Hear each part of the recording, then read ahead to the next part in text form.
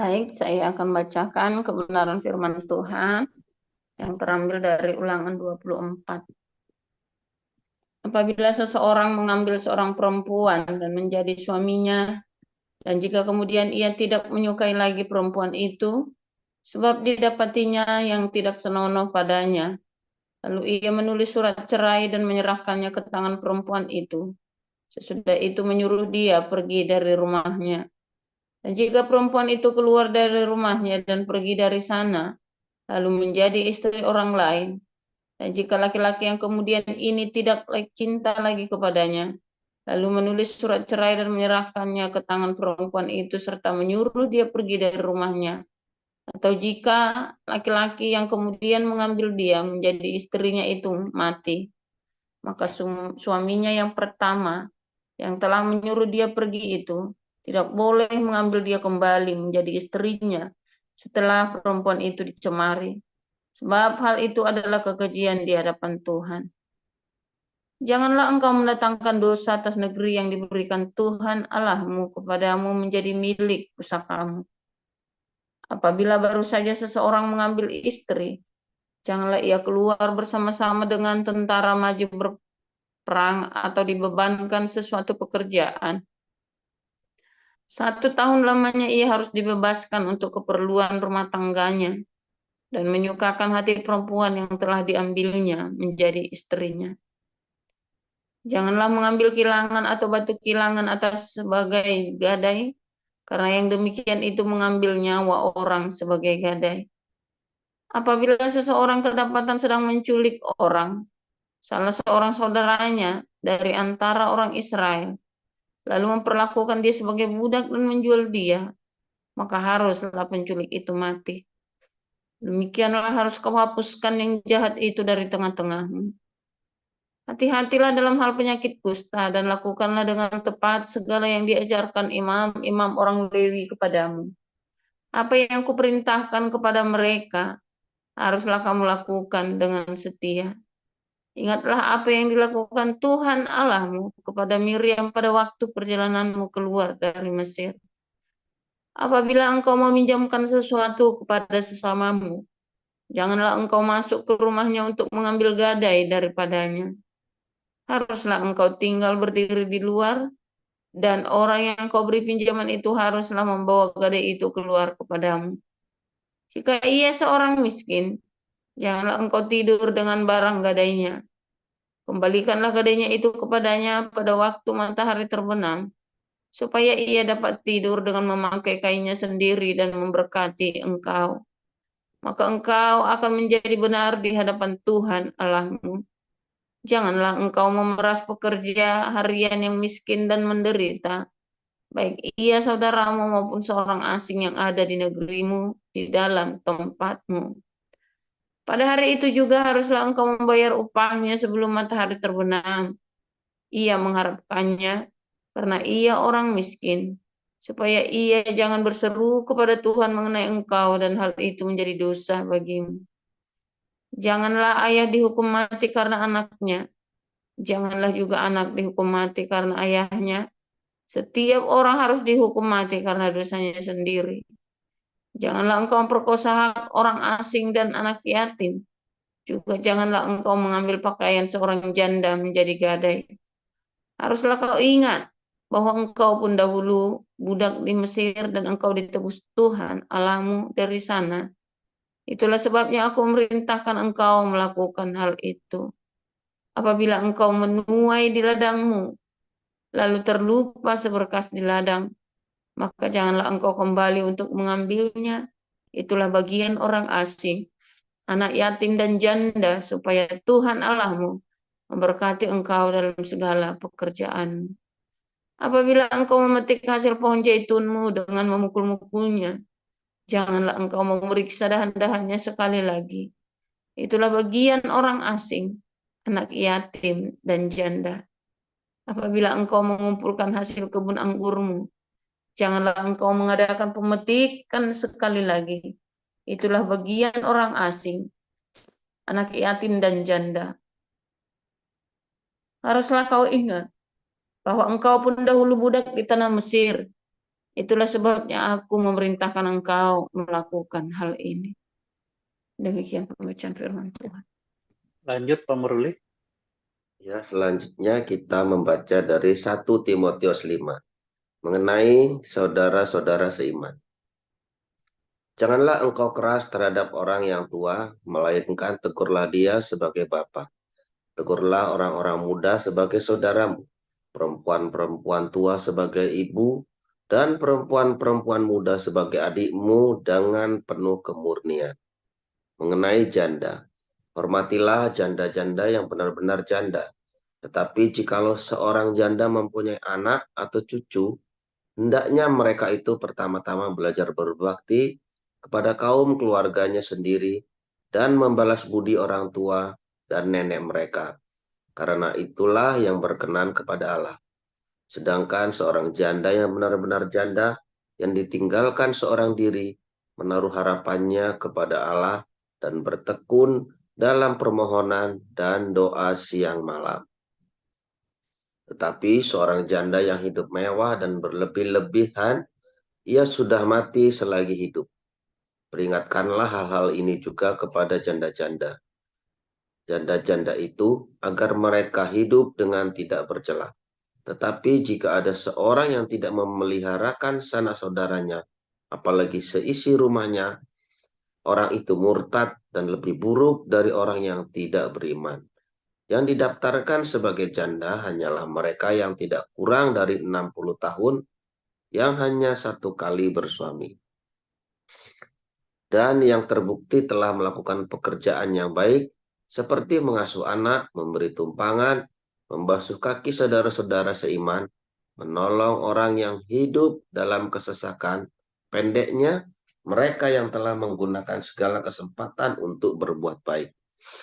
Tolaklah pendaftaran janda-janda yang lebih muda, karena apabila mereka sekali digairahkan oleh kebirahian yang menceraikan mereka dari Kristus, mereka itu ingin kawin.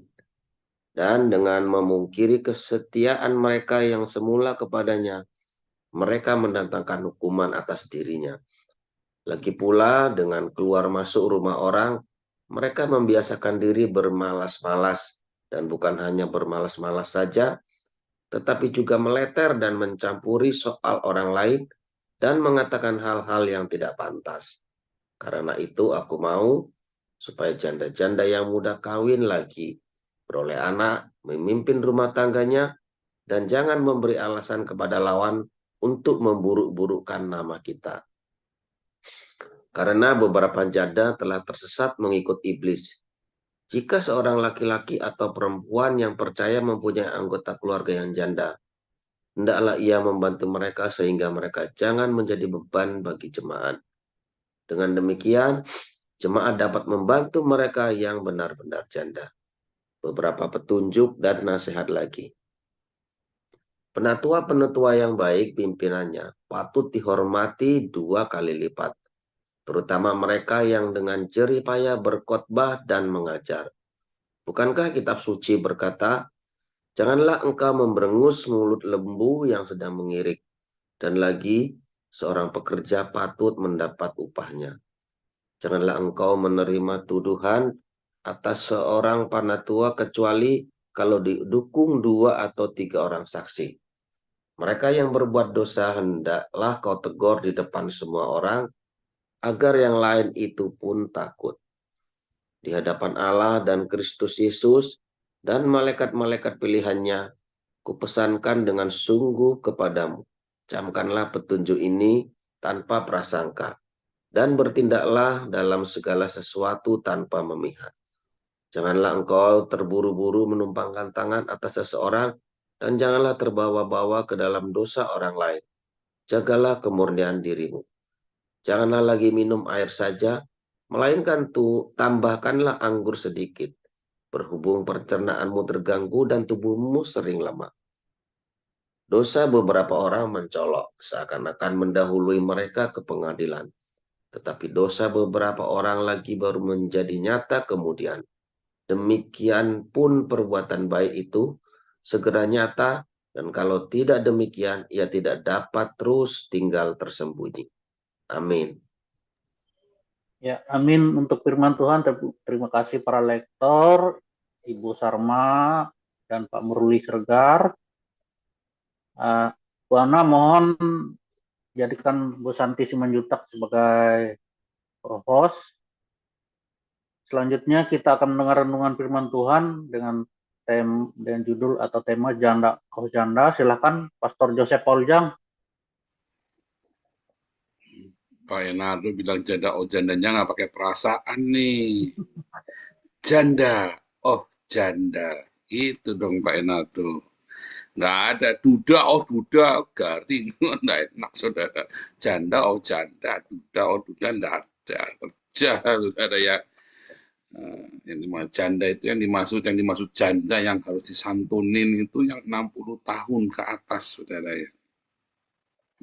Kemarin ada member kita yang umurnya di atas 60 tahun dan sudah janda, saudara ya. Ya, sebentar ya.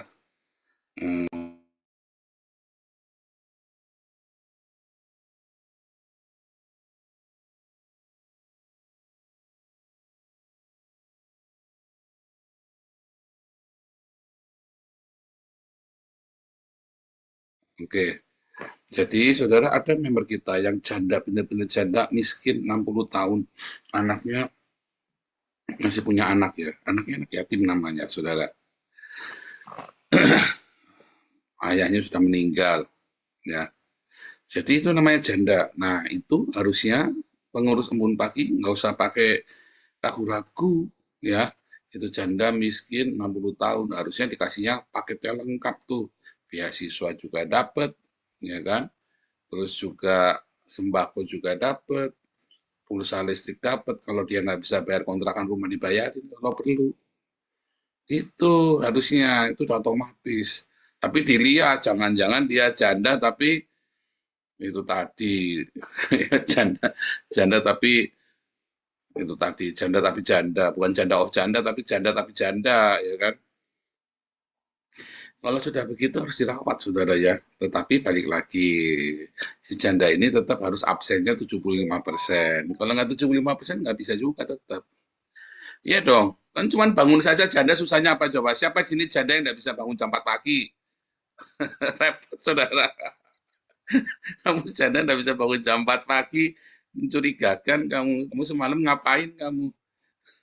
Sibuk pasti sibuk apa kamu malam-malam? Aduh, bohong kamu. Kamu kan janda. Kalau istri saya malam-malam sibuk, saudara bangun jam 4 pagi ya susah. Ya kan diganggu terus sama lakinya. Ya kan, kalau kamu janda, kamu bangun nggak bisa bangun jam 4 pagi, ya bohong kamu. Siapa yang gangguin kamu? Ya kan? Aduh. Jadi tetap harus ya bangun jam 4 pagi. Kenapa janda di atas usia 60 tahun? Biasanya sudah nggak ada yang mau terima kerja. Kerja pun susah. Tapi di sini ya kalau di Belanda mah sampai 67 tahun sih ya usia kerja. Kalau di Indonesia kan usia 50 tahun aja. Saya ini kalau udah di Indonesia 50 tahun ya udah susah ya, udah penyakitnya ini, penyakitnya itu. Saya tinggal di Belanda aja ya. Dokternya gampang, gratis, susahnya. Jadi tes cepet jalan, masih kencang, apa masih kencang, masih ganteng. Jadi kalau saya di Indonesia juga sama, mungkin 50 tahun sudah berat ya hidupnya ya saudara, ya. Penyakit ini, penyakit asam urat lah, inilah. Gitu ya, 55 pensiun. Kalau di Indonesia saya 5 tahun lagi, 57 sekarang ya pensiun. Kalau di sini 67 tahun pensiunnya ya, bisa diperpanjang sampai 70 tahun. Ya, pemain saksofon kita baru pensiun itu beberapa bulan yang lalu ya, setahun yang lalu ya, pemain saksofon kita. Masih usia 70 ya, masih muda saudara. Kalau di sini Pak HW itu masih muda termasuknya saudara, masih sepedaan Pak HW itu. Kalau di Indonesia mau 70 tahun sepedaan, besok kerokannya bisa bukan merah lagi saudara ya, pelangi-pelangi itu kerokannya itu. Ya, kalau di sini Pak HW masih sepedaan itu nyebut cucunya saudara sepeda. Di sini lumrah ya, umur 70 tahun itu sepedaan, umur 80 tahun, umur 80 tahun sepedaan dari Belanda sampai Jerman, coba gila. Aduh, luar biasa. Lu saya kadang-kadang getek-getek lihat orang sini ya. Tapi bedanya naik kereta ya, dia naik kereta sepedanya terus dia naik kereta turun di sepedaan sampai Jerman itu maksudnya. Aduh, di sini usia 70 tahun ya, itu tante-tante masih dansa-dansi, masih baru pada pacaran, saudara kan baru pada jadi janda kan, lagi pacaran lagi. Nanti umur 80 atau 85 dia masuk panti jompo ya. Ketemu lagi pacaran lagi di panti jompo, saudara. Saya lagi bikin ini orang lagi panti jompo nanti kena Alzheimer. Ya, saudara, hari ini ngomongnya cinta, sejam lagi ngomongnya kamu siapa? Bingung, saudara ya. Nah, demensia. Aduh, hari ini ngomong cinta, besok lupa kamu siapa? Sehidup semati janjinya ya, saudara ya. Tapi yang maksud janda itu benar-benar janda yang 60 tahun. Kalau kamu belum berusia 60 tahun, walaupun tinggal di Indonesia, bekerjalah saudara. Bekerja ya. Kita punya bendahara, ya. Rajin bekerja saudara. Janda rajin bekerja, bendahara kita itu gila kerja saudara ya. Workaholic, ngeri kalau udah kerja. Bendahara kita semua itu, ibu-ibu janda-janda, itu gila kerja semua saudara ya. Ada janda-janda yang masih muda ya, baru umur 50-an tahun, belum 50 malah. Tapi tidak kerja. Mami saya sampai matinya kerja, saudara ya. Tetap kerja ya, walaupun cuman jualin roti. Ya, dulu tinggal sama kita kecukupan ya. Waktu di mana ya, kalian jualan roti ya? Di Cinere ya dulu ya. Apa di Bali ya? Di Karawaci ya. Kita jualan roti loh, saudara. Padahal gajinya cukup saya ya. Karena nggak mau berhenti bekerja. Dan memang mami saya sampai tuanya nggak pikun ya. Sampai meninggalnya mami saya umur 74 tahun itu nggak pikun. Wah, kalau ngamuk masih bantet dari ujung sampai ujung masih kedengaran semua ya kalau udah ngamuk itu mami saya itu ya. Kayak, waduh, saudara, petasan lebaran kalah, saudara. Udah lagi teriakin orang dia.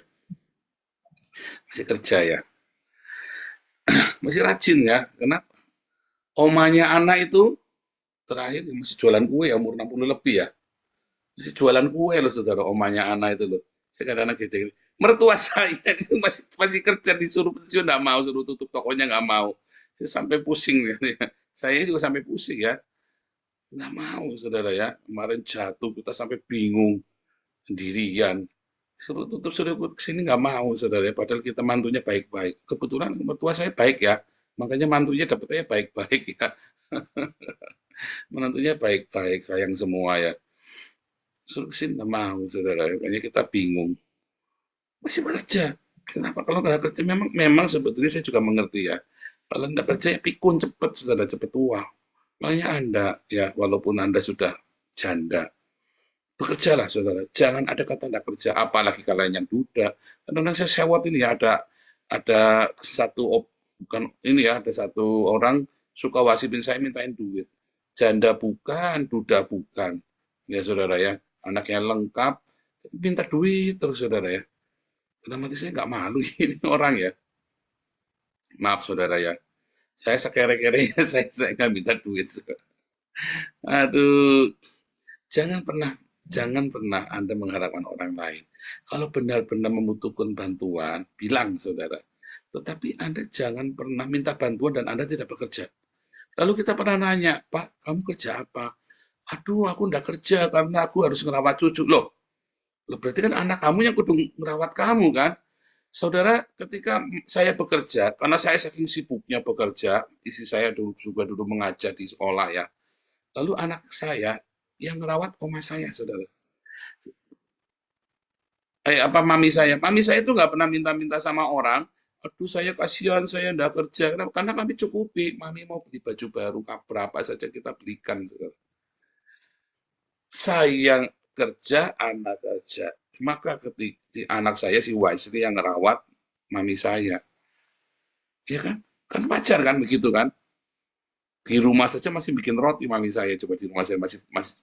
Nah ini orang ya saya tanya, istrimu kerja apa? Ya enggak kerja.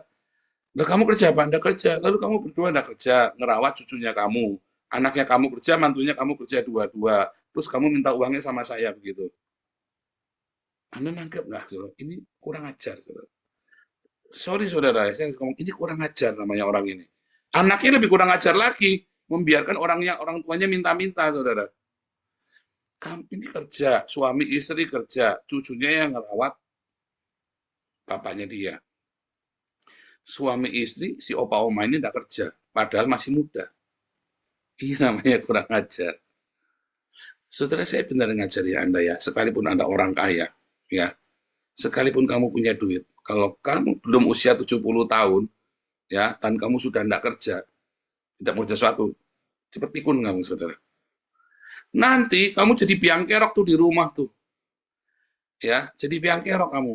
Ini walaupun Pak Enatu punya sarang walet, hati-hati Pak kerja, jangan berhenti kerja. Walaupun cuma niliki sarang burung walet, ya kan tiap hari niliki cuma niliki kita, ya gitu kan tiap hari kan ceplek-ceplek begitu. Tetap kudu. Kalau Anda di rumah jadi biang kerok Pak Enatu ini. Serius, saudara. Kalau kamu belum usia 70 tahun, terus kamu nganggur, ya, apalagi kamu punya duit nganggur.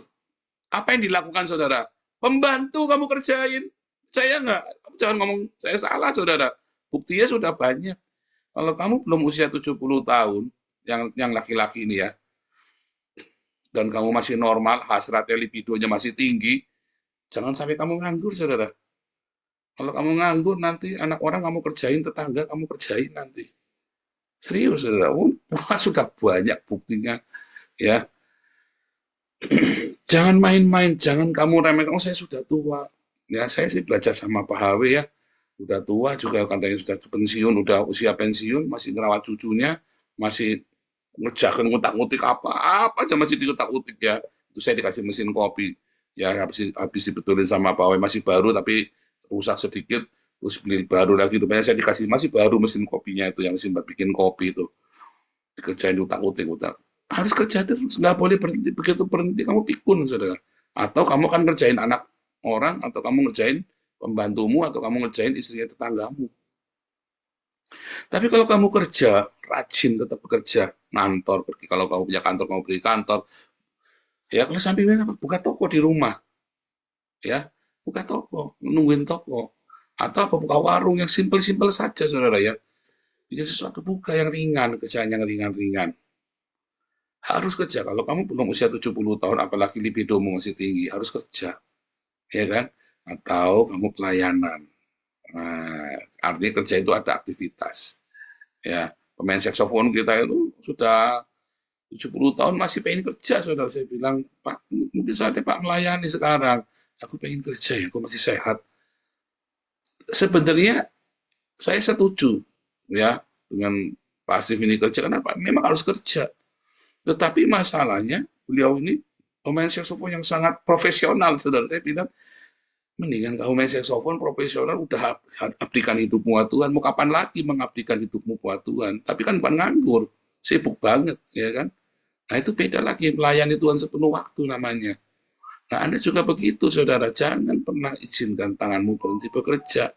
Saya nggak ngerti kalau kamu nggak, ya katanya nggak cukup Pak gajinya. Loh, kan nggak cukup di biaya. Tapi kalau kamu sampai nganggur, wah ya kelewatan, saudara. Apalagi orang dua ini minta-minta duit sama saya, minta tolong ini, disuruh doa pagi, nggak mau. Saya bilang, lebih susah Pak bangun pagi. Lah, emang kamu malam ngapain? Ya kan? Malam kamu ngapain? Kamu kerjain apa seharian? Ngomong cucu, cuma ngomong cucu kamu bangun jam 4 pagi udah bisa mah kelewatan, saya bilang. Itu saking malesnya orang, saudara ya. Saking malesnya orang. Hidup serampangan. Anda lihat, saya baru upload Yakub di Yabok ya, saudara ya. Yakub dan Esau ya. Kenapa Esau yang hebat, Esau yang luar biasa, dengan segala kelebihannya bisa kehilangan segala-galanya? Karena serampangan hidupnya, saudara. Dia tidak menghargai kehidupan. Ya, banyak orang diberi kesehatan. Kamu kan bisa kerja kan? Bersyukurlah sehat. Dengan cara apa, saudara, bersyukurmu? Dengan bekerja. Saya bersyukur saya sehat, maka saya bekerja. Gitu, saudara.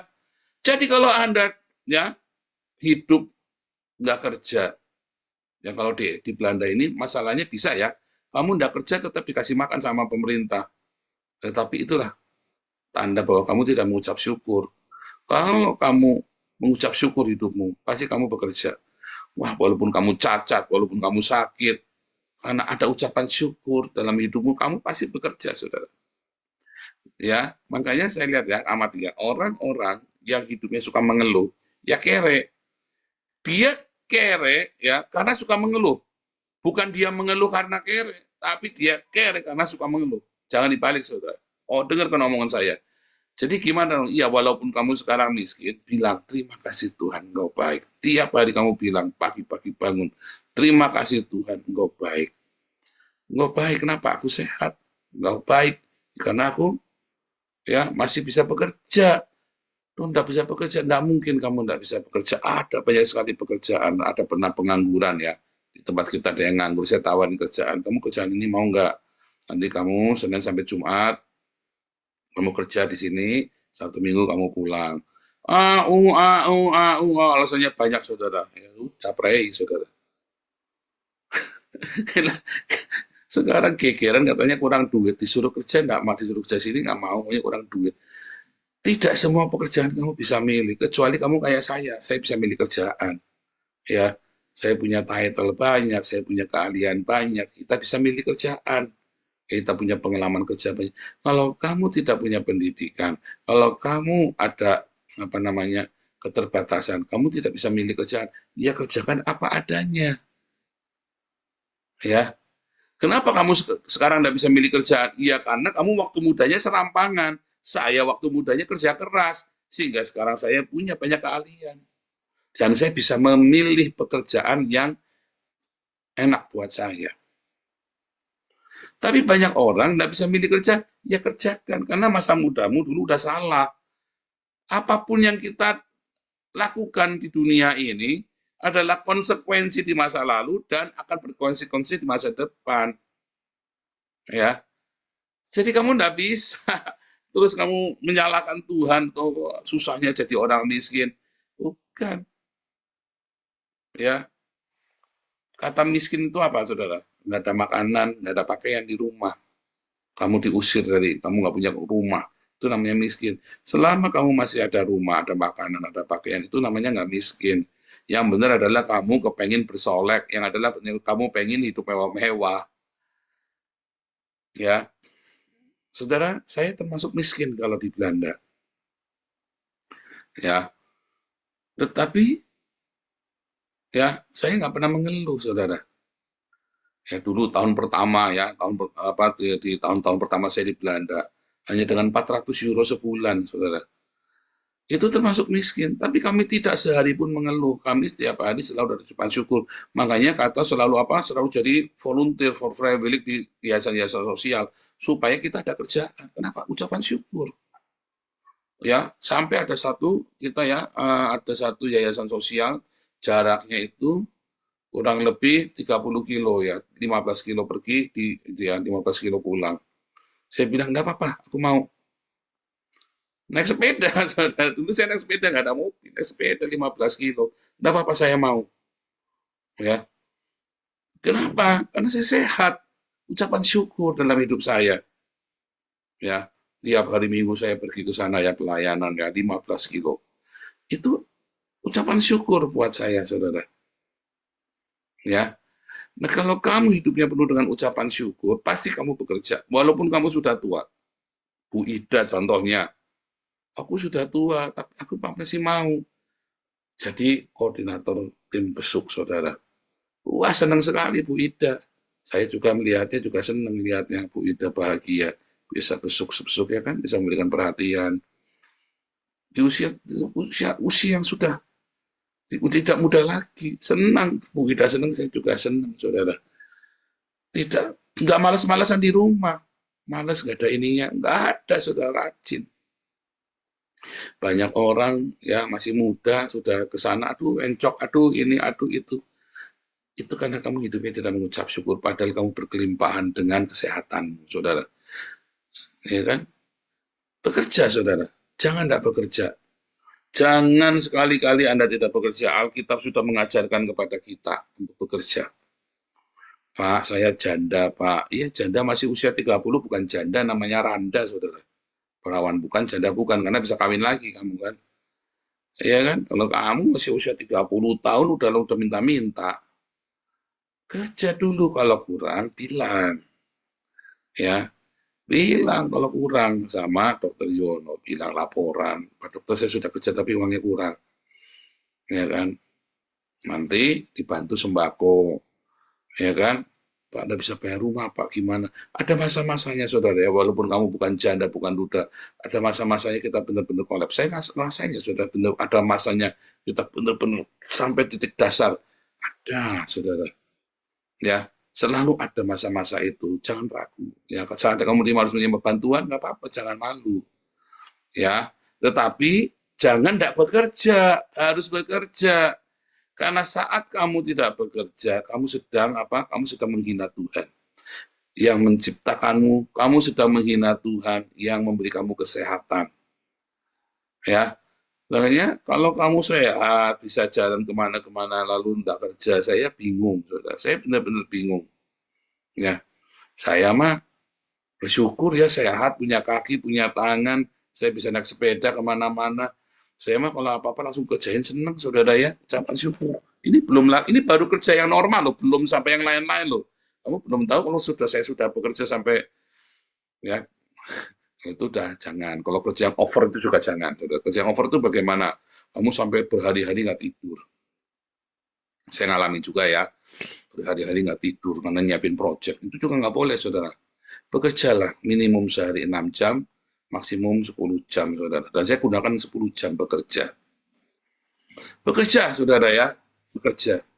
Nah, kalau kamu benar-benar miskin, ya, ada masa-masanya kamu lagi di bawah, kamu kasih laporan. Tapi tetap harus bangun pagi, doa embun pagi, 75% absennya. Ya, nggak apa-apa. Tetapi jangan kamu lagi dibantu, terus kamu nggak bekerja, saudara. Makanya saya minta Bun Pagi setahun sekali para penerima bantuan dicek.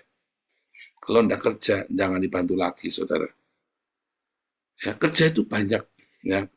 Kalau kamu lagi miskin, lagi di bawah semuanya, kamu cuma lulusan SMP, iya jangan pengen kerja jadi direktur, saudara. Sampai kiamat juga kamu nggak akan dapat kerjaan itu. Jangan pengen jadi kepala BUMN, ya kan? Kalau kamu cuma lulusan SMA, ya kan, cuma lulusan S1, ya kamu jangan kudu kerja kantoran. Ya kerja apa saja serabutan, yang penting bekerja. Kalau kamu S3 baru kamu pikirkan gitu. Tapi kalau kamu S3, kamu doktor nih, terus nggak ada kerjaan bagaimana? Itu Grab lah, ya kan? Gojek lah. Malu, mati aja kalau malu. Nah iya, kamu gimana? Kamu cari S3, kamu kudu gajinya S3, ya nggak bisa. Kamu harus tahu diri negara Indonesia itu lagi kere, saudara, utangnya banyak. Ya, ya harus kayak Pak, saya pengen kayak Pak Paul, ya, kamu kalau kayak saya, kamu sanggup nggak nanggung kayak saya? Ya kan? Itu ya, saudara ya. Jadi, semua itu ada konsekuensinya, ada pilihan. Tapi yang penting kamu harus bekerja. Kamu ya sekarang kerja sedikit. Ya, maka Tuhan akan berkati kamu di kemudian hari, saudara. Karena yang sedikit ini Tuhan melihat kesetiaan hatimu, karaktermu yang dibentuk dalam pekerjaan yang sedikit ini. Suatu hari akan ada berkat yang besar. Dan kamu siap. Karena apa? Karena kamu bekerja. Ya, pernah itu yang ada di Jawa Timur ya. Saya nggak perlu sebutkan kotanya sama namanya. Sekarang sudah jarang ikut Embun Pagi ya, kadang-kadang aja muncul ya. Dulu dibaptis di tempat kita. Wah, itu habis-habisan. Kepala cabang sebuah bank, saudara. Ya, ini kepala cabang sebuah bank kena PHK massal. Jadi dia termasuk kena PHK. Terus uang pensiunnya ketipu, saudara. Sial, lagi sial namanya ini ya. Ya saya nggak tahu dia pernah bikin kesalahan apa, habis, saudara. Terus ada suatu ketika dia benar-benar kosong, saya bilang, dulu kita belum ada program bantuan seperti ini. Kalau saya dari dana pribadi, saya kirimin dia uang. Ya, saudara ya. Ini kamu kirim, berapa bulan saya kirim ya, saudara ya. Terus, dia itu ahli IT, saudara ya.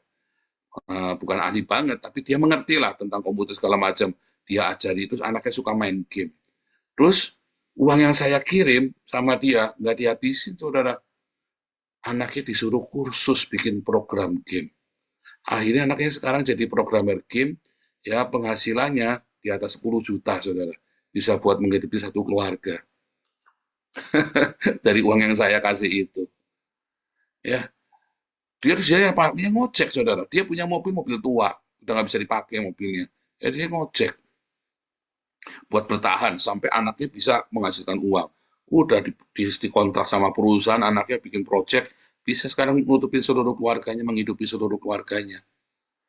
Ya, tadinya saya pikir kalau sampai kepaksa udah kita tarik ke Jakarta orang tuanya, terus kita pekerjakan di yayasan kita, karena waktu itu kita belum ada full timer. Jangan Pak, sudah Pak, kita sanggup, sudah tertutup semuanya. Ajaib saudara ya, kenapa? Ada tekad di dalam hatinya, dia memang dasarnya dia niatnya benar.